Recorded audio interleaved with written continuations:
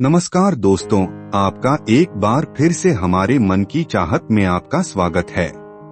मनुष्य चाहता है कि उसकी मृत्यु के बाद वापस उसे फिर मनुष्य का जन्म मिले, लेकिन किसी को यह नहीं पता होता है कि उसको अगला जन्म किस में मिलेगा या इस जन्म के पहले वह किस में था। मित्रों, आज के इस वीडियो में हम जानेंगे कि कौन से कर्म करने पर फिर से मनुष्य का जन्म मिल सकता है और कौन कौन से कर्म करने पर अलग अलग योनियों में जन्म मिलता है। तो चलिए वीडियो शुरू करते हैं। नमस्कार श्रोताओं, एक बार फिर से में मनुष्य मिलने का अर्थ यह नहीं कि अगला जन्म भी इसी में मिलेगा, क्योंकि जीवन मरण और अगला जन्म सब कुछ कर्मों के आधार पर ही तय होता है। लेकिन कई बार गलत कार्य करने वाले यह सोचते हैं कि कोई उन्हें देख नहीं रहा है तो क्या समस्या है। इसी आधार पर कई बार लोग दूसरों को हानि पहुंचाते हैं, कभी बेवजह किसी की हत्या कर देते हैं। तो आपका हमारे YouTube चैनल में स्वागत है। मित्रों, इस जन्म कभी चोरी, डकैती या फिर अपनों के साथ धोखाधड़ी, लेकिन क्या आप जानते हैं कि इन सारे कर्मों के गंभीर परिणाम हो सकते हैं।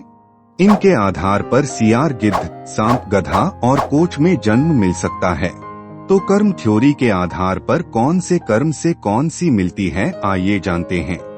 एक बार महर्षि वेदव्यास से ऋषियों ने पूछा कि किस क्रम से कौन सी में जन्म मिलता है। तब उन्होंने विस्तार पूर्वक बताया कि जो भी व्यक्ति पराई स्त्री के साथ संबंध बनाता है उसे भयानक नरक भोगना पड़ता है। इसके बाद एक के बाद एक अलग अलग में भटकना पड़ता है। महर्षि वेदव्यास ने कहा कि हर स्त्री का आदर करना चाहिए, कभी भी किसी भी स्त्री को परेशान नहीं करना चाहिए, अन्यथा ऐसा करने वाले सबसे पहले भेड़िए के रूप में जन्म लेते हैं। इसके बाद वह कुत्ता बनते हैं, फिर सियार, जिद, सांप, कोहा और बगुला बनते हैं। इन सभी योनियों में जन्म लेने के बाद उसे मनुष्य में जन्म मिलता है। महर्षि ने बताया कि बड़ा भाई पिता तुल्य होता है, इसलिए वह सदैव ही आदरणीय है। कभी भी किसी भी परिस्थिति में उसका अनादर न करें, अन्यथा कुछ नामक पक्षी के रूप में जन्म लेना पड़ता है। उसका जन्म काल 10 वर्षों का होता है। यदि इस दौरान उस पर ईश्वर कृपा दे तो वह अगले जन्म में मनुष्य में जन्म लेता है। वेदव्यास जी ने बताया कि चोरी करना हमेशा ही गलत है, फिर चाहे वह स्वर्ण हो या वस्त्र, इसके परिणाम भुगतने ही पड़ते हैं। उन्होंने बताया कि यदि कोई व्यक्ति वस्त्रों की चोरी करता है तो वह अगले जन्म में तोता बनता है। वही सुगंधित पदार्थों की चोरी करने वाले छछूंदर के रूप में जन्म लेता है।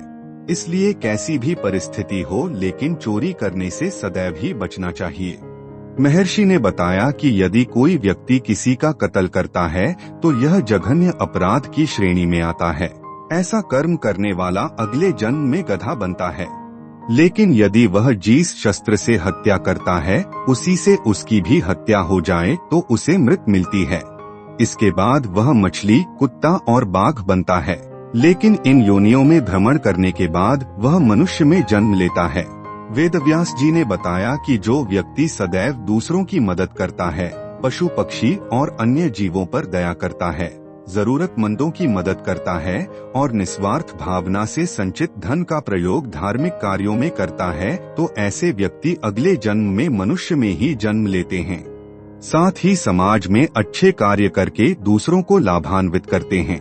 लेकिन धन के प्रति आसक्त मनुष्य अगले जन्म में सांप में जन्म लेते हैं। तो मित्रों, आशा करते हैं कि आपको समझ में आ गया होगा कि कौन से कर्म करने के बाद मनुष्य को किस में जन्म मिलता है।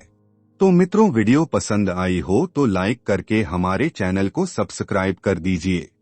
वीडियो पूरा देखने के लिए आपका बहुत बहुत धन्यवाद।